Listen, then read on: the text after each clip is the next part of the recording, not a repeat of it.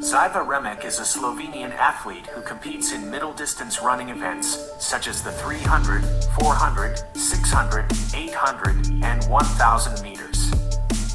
She is known for her exceptional talent and success at a young age, having achieved numerous national records in her age categories: Pioneer, U16, Younger Junior, U18, and Older Junior, U20.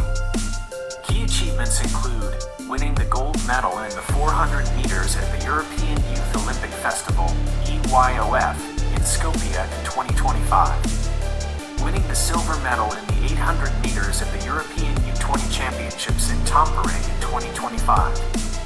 Holding the best time in the world for the U20 category in the 600 meters in 2024. Being named the Best Pioneer Athlete of the Year by the Slovenian Athletic Federation in 2024. She trains with the athletic club Olimpija and has stated her biggest long-term goal is to participate in the Olympic Games. Živa Remic has set impressive personal best times, which are also often Slovenian national records in her respective junior categories. Her time of 2 minutes 1 second and 76 milliseconds in the 800 meters is particularly notable as it earned her the silver medal at the European U20 Championships while she was only 15